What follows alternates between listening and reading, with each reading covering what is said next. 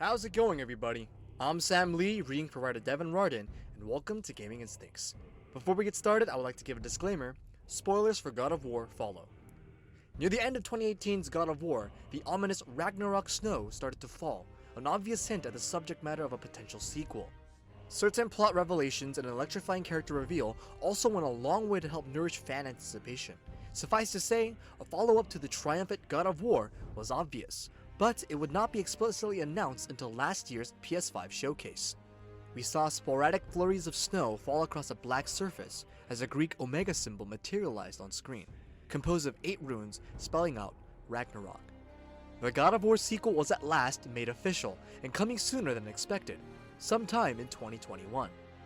Of course, Ragnarok refers to the series of apocalyptic events in Norse mythology that led to the demise of several Norse gods. With Kratos thrown into the myth, fans are expecting a wild and violent ride.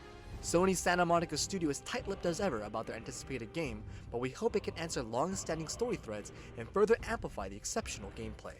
Here are the top 10 gameplay and story progressions we want out of the next God of War. Number 10. Varied weapons and new powers. The Leviathan axe could cut straight through the Draugr, serve as a conduit for elemental powers, and return to the user's hand with astonishing speed. Thanks to the axe, fans were mostly satisfied with the drastic combat evolution. That said, the Leviathan axe was Kratos' primary weapon, and there wasn't much room for deviation. Contrast this with God of War 3, where Kratos acquired various new abilities and weapons after slaying his enemies. He could bash heads in with Hercules' gauntlets, dash with the boots of Hermes, and summon souls through the power of Hades. Though the Leviathan axe was one of the latest game's few weapons, it had dozens of attacks and powers. The original trilogy, on the other hand, gave Kratos a glimpse of different god abilities. The Leviathan axe could still serve as a primary weapon in the next God of War, but additional god-inspired abilities such as shape-shifting and foresight will freshen up the combat. Number 9. Original gameplay callbacks. In Super Mario Odyssey, our favorite plumber could encounter 2D side-scroller segments for a nostalgic throwback to the original Mario games. The God of War sequel could borrow that same basic concept and have a similar throwback to its own predecessors. After all, it's arguable the best part of 2018's God of War was when Kratos reacquired the Blades of Chaos, gaining the power to destroy enemies with a flurry of fiery attacks. Many God of War players have a deep connection to the original games, so another throwback could be a nice nod to longtime fans. Of course, the sequel needs to stand on its own merits, but a few references to the franchise's history here and there will always be appreciated. Number 8. Expound the Greek connection. At the end of God of War 3, Kratos had plunged his own sword through his torso and seemingly met his fate. After the credits, it was revealed that Kratos' body was missing, hinting at his survival. The next time we see Kratos, he is cutting down a massive tree with his son Atreus. And here's the twist. Kratos is in Norse mythology, leaving Greek mythology behind. In one emotional scene, Kratos spoke to Athena, later being confronted by his father, Zeus, in Helheim. Based on these occurrences, it would seem the two pantheons are not as separate as one would expect. However, 2018's God of War never fully clarified the connection. Some fans have speculated that each pantheon of gods rule over certain regions. For instance, Kratos sent Greece into chaos, then traveled to Scandinavia, an area unaffected by his previous exploits. This may be true, but then the burden falls on the sequel to provide an explanation of the broader God of War mythos. In practical terms, this could look like a flashback to the mysterious time between the original games and the latest God of War. Another possibility is a gameplay segment when Kratos must travel back to Greece, serving as a possible catalyst for reflection on previous actions. Number 7. A Graphical Powerhouse. After the surprising news that Horizon Forbidden West is a cross-generation game, all eyes shifted to God of War. With a 2021 release date, it's likely the next God of War will come out for both current PlayStation consoles, since only a few games are full PS5 exclusives. Among those PS5-only titles is the upcoming Ratchet & Clank Rift Apart, whose rift-tearing mechanic is only functional with the PS5's solid-state drive. Given the possibilities that such a game element raises, we hope something similar can be said for God of War's sequel. Specifically, we want fast travel to be instant, furthering the continuous camera shot from the previous game. Additionally, a high frame rate would help combat feel more flexible and responsive. 2018's God of War was a graphical masterpiece for its generation. Hopefully, the same can be said for what's to come. Number 6. Odin Appearance. Throughout God of War, Odin was a looming and terrifying presence that incited many of the game's events.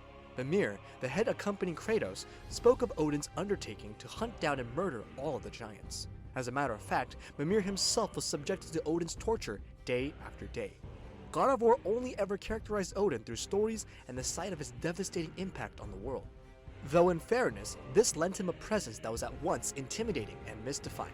A direct appearance by Odin, then, will be a momentous occasion and would love to see Kratos interact with the god. In addition, such an appearance would shine a light on Odin's plans and give players a better understanding of the overarching conflict. On top of that, the apocalyptic events of Ragnarok will accompany Odin. It's the perfect opportunity for a cinematic encounter that could rupture the very essence of Norse mythology. Number 5. Atreus gameplay. Most of the time, companions have a habit of not being very helpful in single-player games. In fact, they might even block players' viewpoints and stand in the corner, screaming orders the entire time, being nothing but a pain in the neck.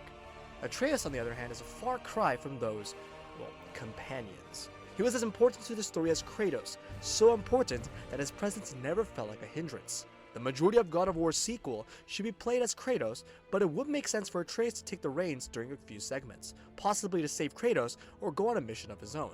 In gameplay terms, it would be most reminiscent of the Ellie segments from 2013's The Last of Us. Atreus can move faster than Kratos and weave around enemies with ease, in much the same way that Ellie was compared to Joel. The sequel could also add more powers for Atreus, such as shapeshifting, which could culminate in a more strategic approach to combat. Number 4. Atreus development. Alright, before we head into this next part, I want to give one final warning: big spoilers for God of War 2018 ahead. Please proceed at your own discretion. The end of God of War dropped a narrative bombshell in revealing that Atreus was actually a version of Loki, who in legend was a mischievous god known to cause all sorts of trouble for his brother Thor and father Odin. Since Santa Monica Studio took certain liberties with Norse myth, however, there is no telling what it'll do with Atreus' character.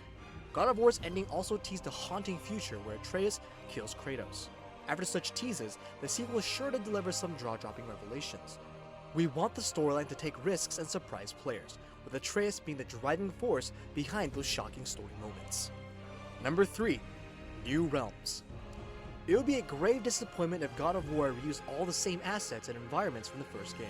Santa Monica could easily plant the player in the same realms but add some snow here and there to make it feel slightly different. In essence, this next God of War would be lacking in ambition and therefore fail to live up to the built-up hype. We would much rather see Kratos explore Vanaheim and maybe even Asgard. Those realms were inaccessible in the previous game, perhaps intended to indicate that they were being saved for the sequel. The sequel should also add more realms wildly different from those that came before, with more intriguing side quests and wider areas to explore. Number 2. Varied and bigger boss fights. If there was one thing to complain about in the last God of War, it was the shallow and repetitive boss fights. Most of these battles were against trolls wielding long slabs of rock. When Kratos entered Helheim, players were expecting a divergent boss fight for the Bridgekeeper. Alas, the Horned Beast was just a glorified troll with some ice attacks thrown in. This is odd when looking at past God of War boss fights. They were often massive in scale, at times a major selling point for the games. Some of the highlights include Poseidon riding on a multi-headed water dragon and Kronos, the largest enemy in God of War history. We hope that 2018's God of War chose to hold back on boss fights so that the series can bombard the audience with famous Norse gods in the sequel. For a game driven by the prospect of killing gods, there was a stark lack of gods in the previous game. The next God of War needs to address that issue and take advantage of all the opportunities it has laid itself with. And finally, at number 1, Epic Thor Opening. Much like the last game started with an earth-splitting fight against the god Baldur, God of War 2 should open with another more intense boss fight. The last we saw Kratos, he was standing at his cottage's doorway, eyeing the god of thunder. This inevitable fight could be the biggest in the franchise and has potential to be an excellent note on which to start the sequel. The fight should take place in multiple locations as these two powerhouse combatants punch each other across large masses of land. This clash should alter the weather and the earth itself, to emphasize the danger and the force of the ongoing battle. It's one of the most anticipated moments in God of War's history and could set a strong precedent for the rest of the game. And it's a game we can't wait to see. This has been Gaming Instincts. The full article is linked in the description below, and if you want to check out other awesome articles, please be sure to check out our website at gaminginstincts.com. Make sure to subscribe to our newsletter and YouTube channel to stay up to date on all that gaming goodness. Thanks for watching. This has been Sam Lee, and we'll catch you next time.